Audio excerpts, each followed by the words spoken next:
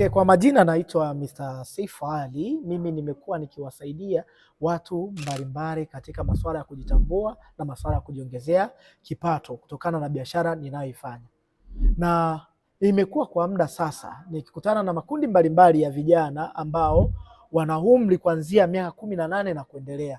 Na lengo kubwa la kukutana na hao watu ni kwa ajili ya kuwaelimisha ni mfumo gani wa biashara wanaweza wakaufanya wakaweza kubadilisha maisha yao. Kumbuka dunia ya sasa hivi imebadilika, sio kama ilivyokuwa zamani. Sasa hivi tuna utandawazi, sayansi na teknolojia. Watu wameweza kuitumia teknolojia kwa ajili ya kujifanyia maendeleo. Mfano, unaweza ukashika kundi hili likiwa Australia na kundi hilo likiwa Australia na kundi lile likiwa Australia, ni nchi moja ila mikoa tofauti tofauti, ila wakaweza kuwasiliana kwa kutumia kifaa kidogo tu cha mkononi ambacho ni laptop, sawa, au Google Meeting au Zoom meeting, na wakaweza kuongelea mambo yao yakawa halisia. Ila vipi kuhusiana na wewe? Unaweza kufanya hivyo? Ila watu wanaweza wakafanya biashara kutoka China kuja Tanzania, wakafanya biashara kutoka USA kuja Tanzania bila kukutana, bila fanyeje kukutana, yani uso kwa uso, kwa kuwasiliana tu.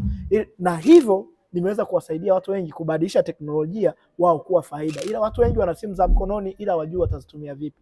Na hiyo ndio imenisaidia kufikia hapa nilipo leo, na ninahitaji vijana wengi sana waweze kuungana na mimi kwenye safari hii. Kadri tunavyoendelea nitawaelimisha ni skills gani unazitakiwa kuwa nazo mwaka 2026. Natumai mmenielewa. Asanteni. Sasa twende kwenye somo direct.